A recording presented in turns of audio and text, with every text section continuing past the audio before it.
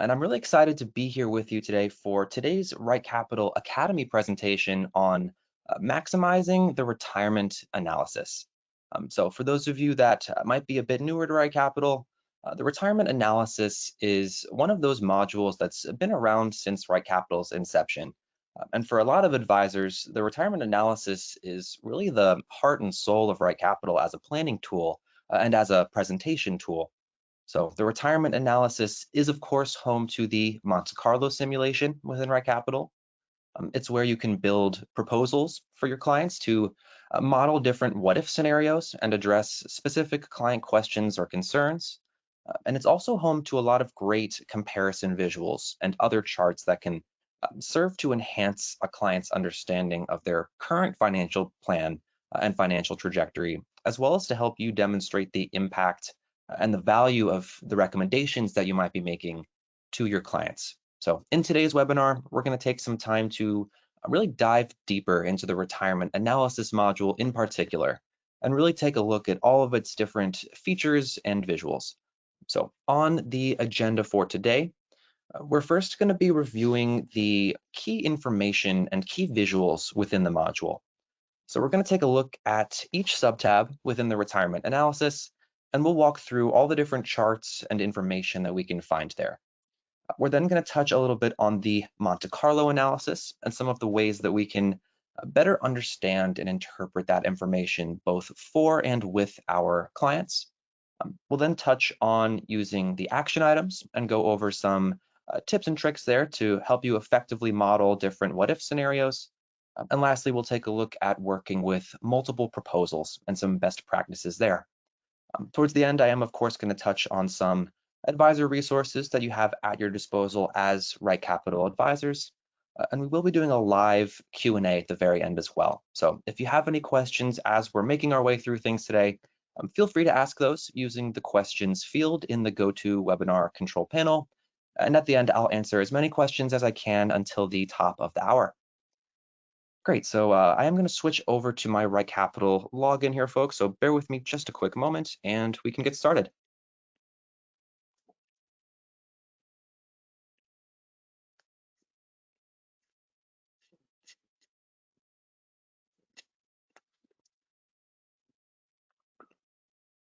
Perfect. Great. So for today, we're going to be taking a look at the Barry Allen plan. So here we have Barry and Iris, and I'm going to take a quick look through the profile section here just to get everyone acquainted with these clients. So this is a young couple, early to mid 30s, which is going to be important later when we get to talking about the Monte Carlo analysis. But looking at their net worth here, these clients are on a pretty good trajectory for where they're at in their lives. Starting with the income tab, both of these clients are currently working. Barry's making about $100,000 a year. Iris is self-employed, bringing in about $40,000 a year. Looking at our savings here, we can see that Barry is currently maxing out his 401k as well as Roth IRA contributions. And Iris is making some contributions to a simple IRA. They've also got a taxable savings card here for $10,000 in after-tax contributions, assuming that they have the available cash flow to make those savings. Moving on to the expenses here, we can see that they're currently spending about $6,000 in general living expenses in pre-retirement. And then looking at our goals, we can see that we've got age 67 locked in currently as the retirement ages for both of these clients. They're planning to spend around $8,000 a month in retirement. We've got a goal in here for their first home purchase, which is occurring in 2030 here, as well as a college goal for their son, Bart, as well. So based on all of this information that I've entered into this plan, we can then tab over to the retirement analysis tab. And we can see that these clients are currently sitting at a 50% probability of success. So this is a good example of a plan where these clients are maybe spending a little bit too much in relation to what they're actually making. And we're certainly going to address that once we get to talking about interpreting the Monte Carlo. But first, I want to start by walking us through each of these sub-tabs here in the retirement analysis, just to show everyone all of the key information and visuals that you have at your disposal within this tab. It's relatively easy to sort of zero in on the probability of success here, but there's a lot of great information available to you that can sometimes get overlooked. So starting here in the probability tab, we see, of course, our probability of success for our current and proposed plans, as well as the median ending asset values for each in this green bar chart here. We are going to dive into this in greater detail in just a minute here, but generally speaking, when you first create the client plan in RightCapital and enter all of the client's information into the profile, that data entry process is what makes up the current plan on the right side here. And the proposed plan on the left side is going to use the current plan as a baseline. So these plans will always be the same to start off, but then by using the action items at the bottom of the screen here, we can start making changes to our proposed plan and see the impact of those changes in real time as part of our proposal. I do want to mention this is also where you can add additional proposals by clicking the pencil and paper icon here next to the current plan. So you can either make a copy of an existing proposal or add a new plan from scratch at the bottom here.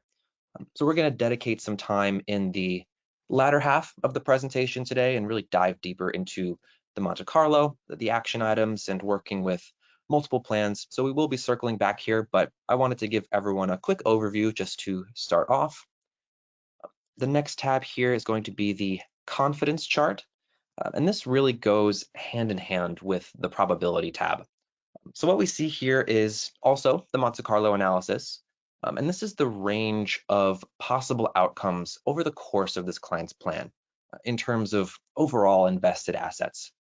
And this chart is, in a lot of ways, a visualization of the probability of success. So in this case, we're currently sitting at a 50%, and we can see that the median trial is just barely staying above that $0 line in the final year of the plan. So half of our possible outcomes here with random volatility factored in are making it to the end of the plan without running out of money. Perfect. So our next tab here is the comparisons tab. And for the next 5 or 10 minutes here, we're really going to be focusing on these last 3 tabs. So comparisons, savings, and retirement details. And before I dive into this, I do want to mention that we're no longer looking at the Monte Carlo within each of these tabs. These are primarily focused on the baseline projection in RightCapital, which is a straight line linear growth projection using your return assumptions. So there's no volatility component to what we're seeing here. And for that reason, these numbers will differ slightly from what we see in the probability and the confidence tabs. So there are 2 different future-looking projections happening here in the retirement analysis with the Monte Carlo and the baseline. But I always like to mention that our retirement cash flow tables also use the baseline linear growth projection. So what we see in these last 3 charts will match up with everything that we see in our cash flows. That being said, I want to start by taking a look through each of the charts here within the comparisons tab. This tab compares key metrics and information between our current and proposed plans. And actually, I'm going to make a quick change here to our proposal just so that we see some differences here. I'm going to push Iris's retirement age from 67 out to 70 here. Perfect. So this first chart that we see is the scenario analysis for the invested assets. So what we see here is the invested asset totals for each year of the plan. You can hover your mouse over the chart to see the specific numbers for each individual year. And I always like to mention as well that you can hover your mouse over the legend underneath the chart if you ever want to bring a certain portion of the chart to the front just to make it a little bit easier to see. You can also click on these to include or exclude them from the graph depending on what you're wanting to show. So that can be a handy trick there with the legend underneath the chart. The number we see on the right here is the difference in ending assets between the current plan and the proposed plan with our changes. Awesome. The last thing I want to mention before moving on to the next chart here is that just in terms of the numbers we see on the x-axis here, these are the ages for the first client in the plan. So, whichever client happens to be entered as the first client, in this case, that would be Barry. We're seeing his ages used on the x-axis of this chart. And that's going to hold true for most of the charts that we look at in the retirement tab here. Moving on to our second chart in the comparisons tab, we have the net worth. And the main difference here between invested assets and net worth is really that real estate value. So this net worth chart does have real estate value factored in to what we're seeing. So in most cases, this will be higher in terms of the values each year than what we see in the invested asset tab. Perfect. So the next chart we have here is the scenario analysis for taxes. And this is going to show us our annual tax payments each year. So again, you can hover your mouse over the chart to see each of those on a year-to-year basis. And then on the right-hand side, we see the cumulative difference between current and proposed. So this chart has many use cases, but advisors seem to really love this chart, specifically when it comes to modeling Roth conversions. So if you were to ever implement a Roth conversion proposal into a plan, this is a great chart to use to sort of see how those taxes are front-loaded in the early years here while they're making conversions, and then you can see those sort of drop off in the latter years as a result of lower RMDs, among other things. So this is a good one to keep in mind, specifically when it comes to showing the impact of Roth conversions and tax-efficient distributions on total taxes. And then the last chart that we have here is the assets at retirement chart, which is going to compare our overall invested assets in the first year of retirement. So, in this case, Iris is a bit older than Barry. So even with that being pushed out 3 years, Iris is still retiring first. So we can see that as a result of that change, we see a difference here in terms of the amount of assets that they have in that at that point in time. We can see the difference between the two is about 1.4 million in assets there. So as you can see, there is a lot of great information tucked away here within the comparisons tab. And that same principle holds true for the next tab that we're going to be looking at here, which is the savings tab. So this tab here is going to be looking at savings occurring specifically in your proposed plan. So this does factor in any changes that you've made in the action items down here. So for this first chart, we have our current year savings for our proposed plan. So this is looking at the first year of the plan exclusively. We have, as we can see here in the action items, we've got some 401k, Roth IRA, and simple IRA savings happening here. So that's what's making up this retirement account savings portion of our bar chart. The reason that we don't see any taxable savings in the current year is due to the spending problem I mentioned a bit earlier. They don't have the available cash flow based on their living expenses at the moment. But if I lower this number just for a quick moment, we'll be able to see those taxable account savings appear here.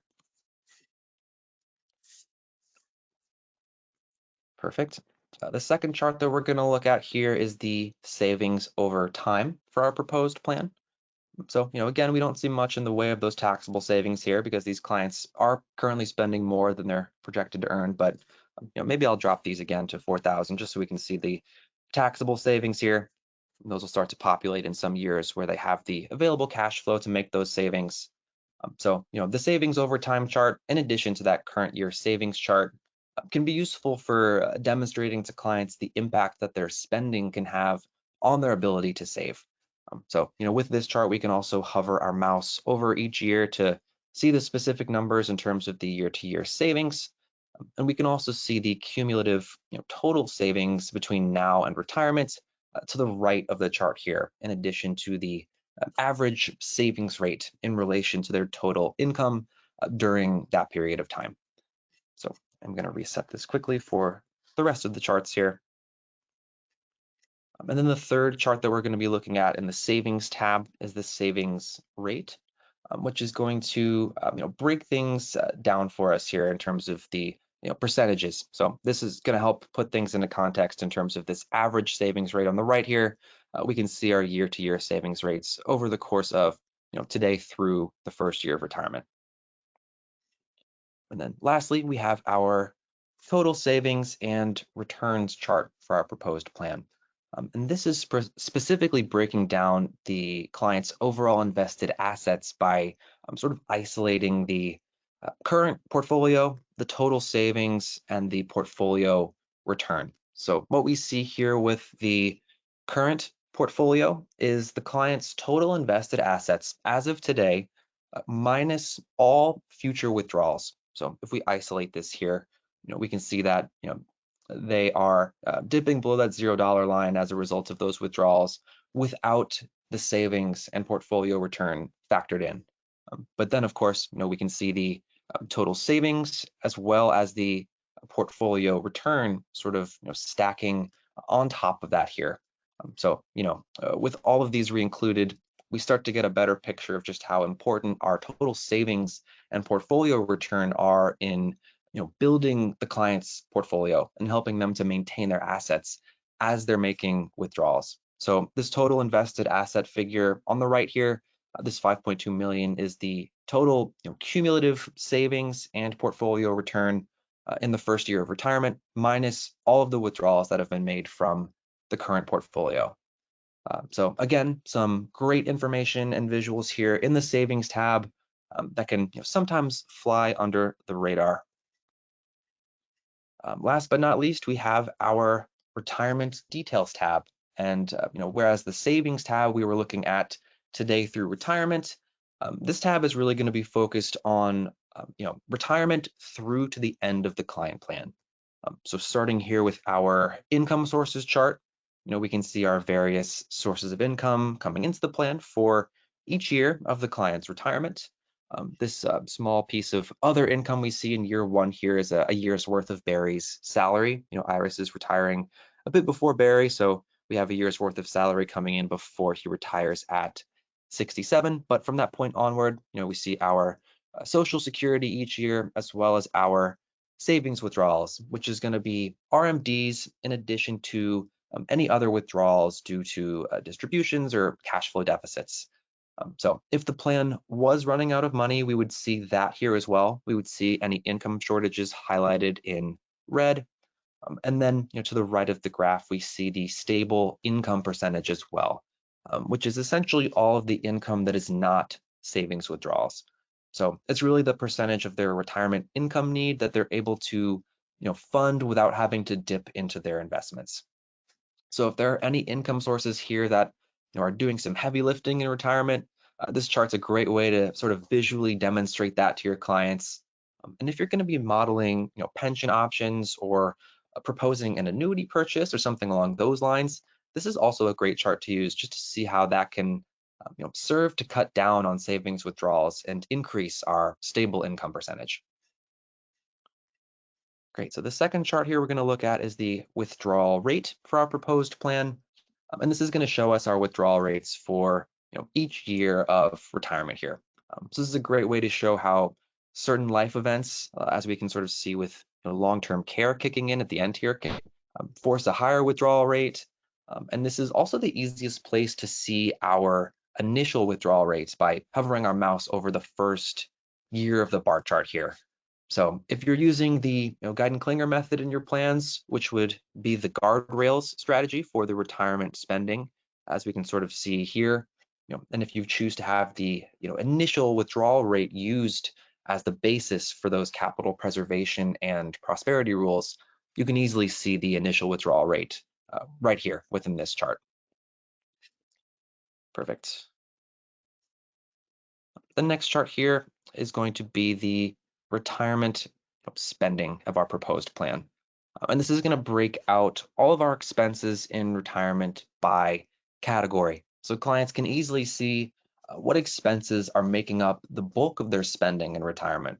So in this particular plan, it looks like our clients have already paid down their mortgage by this point, so not much in the way of housing, but we do see some hefty healthcare costs start to accumulate here, especially these spikes towards the end here due to long-term care.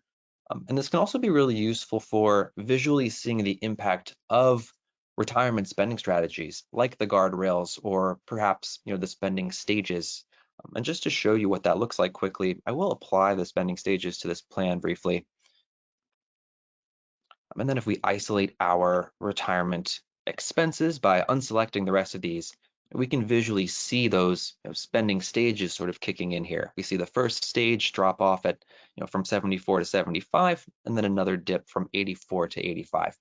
So this can be a handy chart as well if you're trying to visually demonstrate to a client the impact of one of those specific retirement spending strategies. Great, so that is going to do it for our overview of the key information and visuals within the retirement analysis. Before we dive a little bit deeper into the Monte Carlo analysis in particular, I do just want to take a quick breather here and remind everyone that if you ever have any questions about one of these charts, or if you just need a hand making sense of the numbers and interpreting the output in a particular plan, always feel free to reach out to the RightCapital support team. They're always more than happy to help out. And I'll touch on the different ways that you can reach out to them closer to the end of the presentation here today. Great, so circling back to our probability tab here, we're going to spend the next couple of minutes just talking about the Monte Carlo analysis in particular. And speaking of the support team, some of the more common questions that they tend to get from advisors when it comes to Monte Carlo are things like, what is a good probability of success? And how do I explain the probability of success, and the different confidence intervals here that we see in the confidence chart? How do I explain this to my clients in a way that makes sense? So I want to take some time and address those questions, as well as touch on some of the key considerations, and plan details to be mindful of when it comes to understanding the results. So, I know a lot of us here today already have an understanding of what the Monte Carlo simulation is, but for those of us here today that are maybe a bit newer to the industry, or maybe are using RightCapital as your first financial planning software, this is potentially new territory that we're about to wade into. So I do want to take a moment and just briefly explain what this is and specifically how it works in RightCapital. So, with the Monte Carlo analysis, essentially what we're doing here is we're taking our plan and we're running it through 1,000 different trials with 1,000 different levels of market volatility factored into each trial. And when we're looking at the probability of success here for our current and proposed plans, that would be the percentage of those trials that are making it through to the end of the client's life without running out of money. So we can see that a bit more visually in the confidence chart here. And we can see that 50% of those trials, so 500 out of 1,000 trials, are making it through to age 90 without dipping below the $0 line. And our median trial 500, is you're just towing the line there above the $0 line. So, we do also see the median ending asset value here in the green bar chart. So, that will align with what you see in the final year of your confidence chart for the median. So I just wanted to go over that quickly for anyone who maybe wasn't so familiar. But, next I want to touch on some of those commonly asked questions, starting with, what is a good probability of success? What's the benchmark that we should be aiming for here? And that can be a bit of a tricky question to answer because there are a lot of different perspectives out there. And depending on who you ask, you might get a different answer. So there have been a lot of really fascinating conversations happening around this topic, especially over the last 5 or 6 years. But speaking very broadly, there are really 2 or 3 main schools of thought when it comes to this question. Conventional wisdom in the industry historically has been that somewhere in the 70 to 80% range should be the target in terms of probability of success. And regardless of the specific number, the main idea behind that perspective is really that higher is better. And that makes a lot of sense intuitively. We want to maximize our clients' chances of success, minimize their chances of running out of money due to poor market conditions or unforeseen circumstances. And at the end of the day, for a lot of people, seeing a higher probability of success can go a long way in putting some of their fears to rest and putting their minds at ease. But that being said, the one of the other main schools of thought, which is something that has emerged more within the last 5 to 6 years or so, is that slightly lower probabilities of success in the 50 to 60% range, like we see here, actually might not be as dire as they might seem at first glance. I know there was an article that caused some ripples a few years ago that was titled something like "Why 50% is actually a viable result for a Monte Carlo analysis." which might sound outrageous at first. But the main idea behind this perspective is that relatively small adjustments can go a long way in correcting a quote unquote failing plan. And ideally, if your clients are revisiting their financial plan on an annual basis and are willing to make adjustments if they start veering off course, 50 to 60% is actually an okay place to be. So, in a plan like this with younger clients who still have a lot of time to adjust, we can sort of see that firsthand. If we make relatively minor adjustments here to something like the living expenses, even dropping these by $100 in pre-retirement and retirement, we can see the impact of that. We're already up 5%, and in terms of median ending assets, almost $3 million here. So, personally, the part of this particular school of thought that I find most fascinating is the way that it sort of reframes the unsuccessful trials in the Monte Carlo analysis. So instead of thinking about things as 50% chance of success versus 50% chance of failure, it instead offers the perspective of you have a 50% chance of success and a 50% chance of needing to make an adjustment down the road, which suddenly makes this 50% seem a lot less scary. So, again, I'm speaking very broadly here in terms of these different schools of thought and these different interpretations.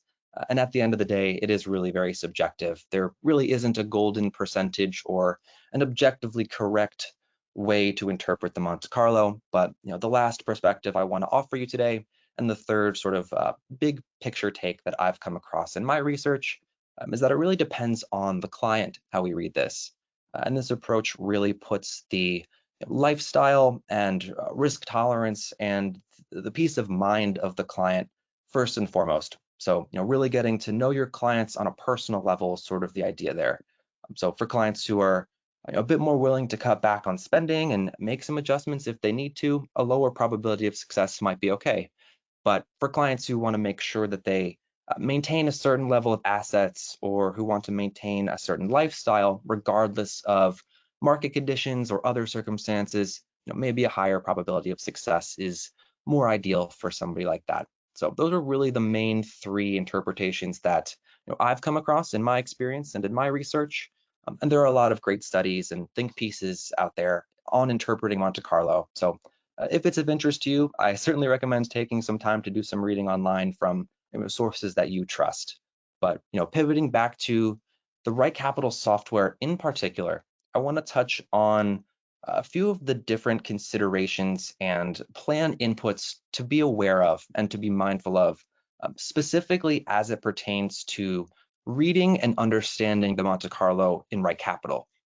So the first thing would be the client's age and the client's planning horizon. So that's the first thing to be mindful of. And for younger clients like this, or for plans with long planning horizons, potentially age of 95, 100 or beyond, you can expect to see some larger numbers in terms of the Monte Carlo.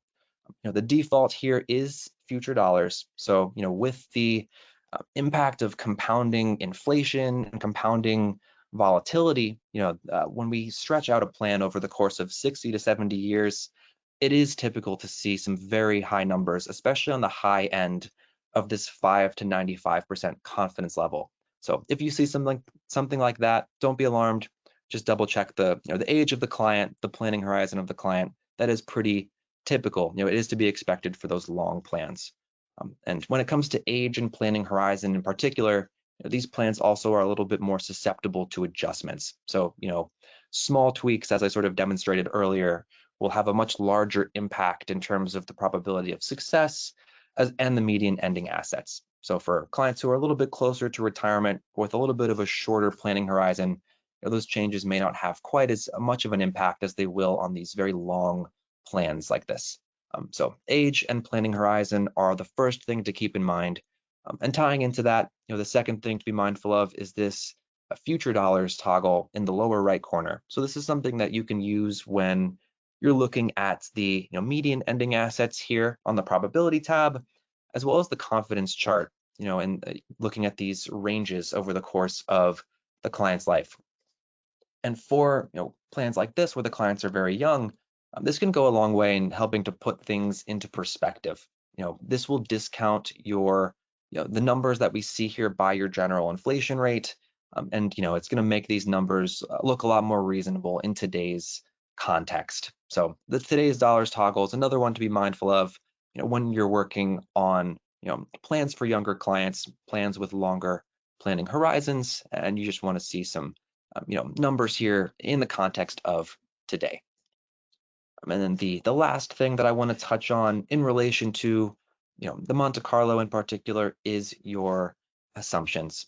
Ultimately, both the baseline and the Monte Carlo analysis in RightCapital do incorporate your return assumptions as they're entered, either at a global level in the assumptions tab or within the plan. So just to show you quickly where you can find those within a particular client plan, you can always click into the gear icon settings tab, and your return assumptions are right here. So these are another thing to be mindful of as it pertains to the Monte Carlo being projected out into the future, as well as under other assumptions. You can take a look at those inflation rates as well. So that's the last thing. Just keep those in mind, as you're trying to understand the output of the Monte Carlo analysis. Great. So switching gears here for the last third of the presentation today, I want to talk a little bit about using the action items in the retirement analysis and dialing in different what if scenarios and proposals, as well as tips and best practices for working with multiple proposals as well. So starting with the action items, I just want to give everyone a brief overview. So, these are designed to be dynamic so that you can quickly make changes based on the conversation that you're having with your clients. So I've already demonstrated this a bit during the presentation today, but you're able to make changes to different plan parameters here by either plugging in different numbers or using these sliders to make adjustments. And then you can click the refresh button in the lower right corner to see the impact of those changes on your proposed plan on the left side here. So that's the key functionality. You are able to click into different items here for more details. So, if we were to hover over something like Barry's salary, we can click into that and it'll pull up the card on the right side of our screen so that we can see, exactly when this income is starting and ending, the exact annual increase, all of our input details from back in the profile. So, something to be mindful of is that not all of these action items can be clicked into. If you ever see a little question mark icon like this over a particular item, we can't click into those just because there's nothing else to see there. Barry's retirement age is Barry's retirement age, no additional details to look at. But for something like the salary card, self-employment card, various savings cards and things like that, you'll be able to click into these and view more details in terms of when they're starting and ending, who the owner is, and things like the annual increase as well. I do want to next mention that, in addition to tweaking some of the existing plan parameters here, you can also add new items to your proposals. So, these can be as similar or as different from the baseline current plan as you want them to be, or as you need them to be for the particular client that you're working with. And to add new items here, you can simply click the Edit button in the lower right corner. And at the bottom of this checklist that appears, you'll find an Add New Items button. So just to demonstrate that quickly, maybe there's an additional income stream that you'd like to account for as part of your proposal. Maybe Barry is going to continue to work part-time, past retirement age or something like that. You're able to add an additional item here. You'll find all of the same cards that you'd find back in the profile across all of the various profile tabs. And you can account for those here. If we were going to have this potentially start at Barry's retirement and maybe last for 5 or 6 years here, we can then save that and that'll be added to our proposal. So that's a good segue into the next thing I want to touch on as it pertains to the action items, which would be just the color coding scheme here. So something to be aware of, whenever you see something highlighted blue like this, that's a sort of visual indicator that a change has been made. That what we're looking at is different for our proposal compared to our current plan. So that's a helpful way to sort of just easily identify what plan parameters we've made adjustments to. And so in addition to the blue shading, the second thing to be aware of in terms of color coding would be these darker gray action items here. So, whenever you add a new item to a proposal that does not exist in the profile, so it's something that's not a part of the current plan, that item will always be a darker gray color than the rest of the action items. So that's another easy way to identify which cards you've added here in the retirement section, and then which cards you've added as part of the current plan back in the profile. So just be mindful of the colors here. I know that sometimes they can be a little subtle, but the blue indicates a change. Darker gray indicates that that's part of a proposed plan. Before I forget to mention, I do want to also point out the reset button at the bottom here. If you're ever dialing changes into a proposal and you decide you just want to wipe everything and start with a clean slate, you can always click the reset button. That'll reset all of your changes here back to what the current plan has for those. So that can be a quick and easy way to just eliminate your changes and start over if need be. Next, I want to touch a little bit more on just some best practices when it comes to the action items here that are going to make your life a lot easier. Starting with the edit button again in the lower right corner here. So when you click the edit button, you're presented with this checklist here, and this is essentially a way for you to tailor what's included on screen when you're working within the action items. So depending on the complexity of the plan that you're building, there's potential for there to be a lot of different cards within the profile, which translates to a lot of different action items here in the retirement section. So just to show you what that can potentially look like if we check every single box here, once I save this, we'll see these action items are becoming pretty unmanageable here. We've got quite a lot to look at. It's very difficult to tell what's what. So, in terms of best practices, we always recommend using this checklist here to hide whatever you don't need, either for the plan as a whole or for, the specific, presentation or specific planning session, whatever you're going to be changing that day, you're able to sort of tailor, what you see on screen. So, just as an example, in this particular plan, maybe Barry's not going to sell his Subaru anytime soon, so we may not need that here. We're not so worried about maybe AUM fees or stock plans here. There are no annuities in this plan, so we can uncheck that box. Currently Barry is maxing out both of his 401k and his Roth IRA, so maybe we want Barry to keep doing that. We don't necessarily need to see those on screen here.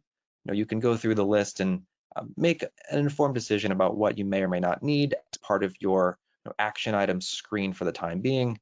And then once you choose to save that, suddenly we're working with a lot less here. I still have quite a lot of things on screen here, but you're able to cut this down as much or as little as you need, just to make things visually easier to digest for both you and for your clients, as you're dialing in changes here. Perfect. The next thing that I want to touch on in terms of best practices with the action items would be specifically naming conventions and naming best practices. So this comes into play, when you're entering cards into the profile as part of the current plan, in addition to when you're adding, new items to your proposals. So as you can see here, I added this other income card earlier. I didn't enter a name, so this defaulted to Barry's other income. And where this starts to get a little tricky is if maybe you're adding multiple other income streams across, either the same proposal or various other proposals. If I add another card here, maybe the intention for this is to have this kick in during a different time frame or what have you. Clicking save here and not naming that, these are both going to default to the same name here. So that can make it a little tricky just visually to easily identify what's what.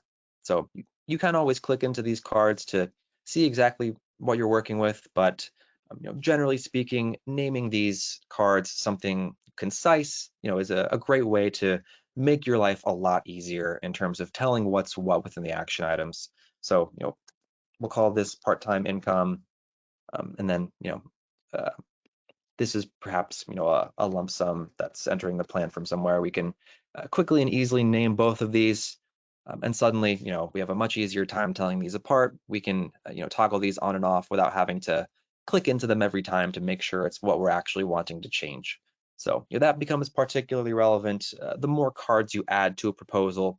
So if you're setting up something like a A pension comparison is probably a common example of a situation where you would be doing something like that, adding multiple pension income streams, kicking in at different, retirement ages potentially with different income amounts. You can make sure to be naming those, annual income at 63, annual income at 65, just so that you can easily identify those in the action items screen. Perfect. So next, I just want to touch on some additional best practices, specifically when it comes to working with multiple proposals. So, by default, every plan in RightCapital is going to start off with one current plan, one proposed plan, but you can always add additional proposals, as I mentioned, by clicking this pencil and paper icon in the upper right. And there really is no limit to how many proposals that you can add here. So whether you're, building out a complicated pension comparison between multiple plans, or if you just, are continuing to copy proposals so that you can sort of isolate and change individual variables and sort of compare plans side by side. There are many reasons why you'd, could potentially end up with lots of different proposals here. So when it comes to working with multiple proposals, here, I will name this something quickly. When it comes to working with multiple proposals, there are just a couple things to keep in mind that are going to make your lives significantly easier.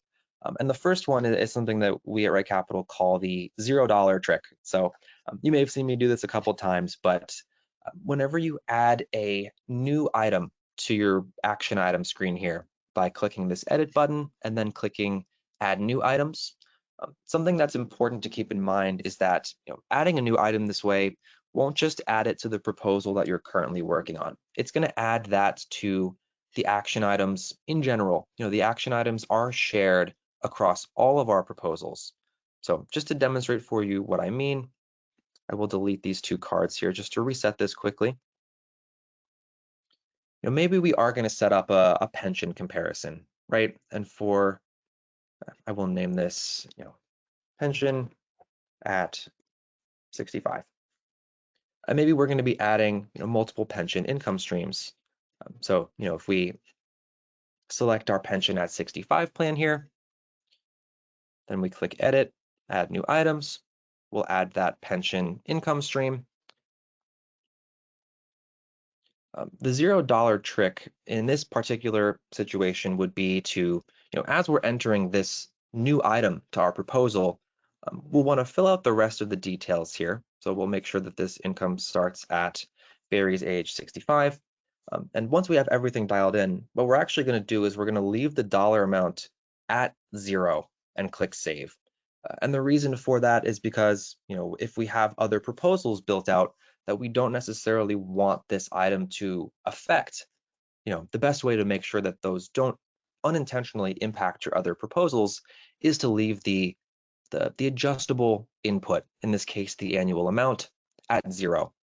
So just to show you an example of what we don't want to happen, I'm going to add a dollar amount here and click save. So, now we've added this pension income stream, $2,500, but, that didn't just add that to our pension at 65 plan. It also added that to our other proposal. So that's being factored in to a proposal that, maybe in this case, I don't want that to be a part of. So the $0 trick in this case would be to, go through the exact same process. I'll switch back to pension at 65. I'm going to click edit, add new items. I'll re-add our pension income stream. We'll have that start at Barry's age 65. And then I'm going to leave the dollar amount at 0. So by doing it this way, we're saving our new item, we're adding it to our action items, and then we can dial in the dollar amount after the fact, just by entering that directly into this box. So, we've added this item and we've turned on our income stream specifically for the proposal that we need it for. And then if we take another look at the proposed plan, we'll see that that is still at $0. So it's not affecting our other proposals, just the one that we want it to impact. So that is a good practice to keep in mind, especially if you're working with multiple plans, building out new scenarios with lots of new cards. That can be a handy way to not inadvertently make adjustments to your other proposals without meaning to. Great. And the very last thing I want to show you today in regards to working with multiple proposals would just be one of our reporting features, which would be the ability to compare more than two proposals on a single page. So, in the retirement analysis here, we are only able to compare, two proposed plans at a time. But, depending on how many proposals we have, there can certainly be cases where, maybe we want to compare four or five plans at a time, and see the probability of success and the action items for each of those proposals, directly stacked up against one another. Well, that is something that we can do as part of a PDF report. So I'm just going to show you quickly how you'd be able to do that. So in the report tab under the three dots report section, within the retirement analysis area here, you can actually click into this underlined sort of header here to open up a separate window on the right side of your screen where you have the ability to toggle on this select plans button. And what that's going to allow us to do is compare the probability of success as well as the action items for as many proposals as we need, all within that report. So in this case, we've got 4 plans here. I'm going to choose to include all of those. May have forgotten to click save there.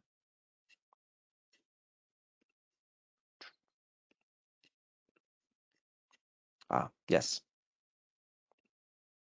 Perfect. I'm going to click download selected pages here to download that PDF report.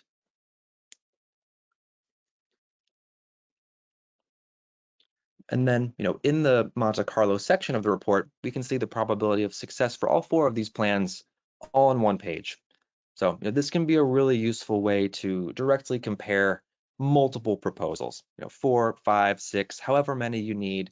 You can also take a look at the action items for each of these as well if we scroll down a little bit more so we can see the exact differences between each proposal that we've chosen to include here. Perfect. So that does cover it for the majority of the content that I wanted to get to today.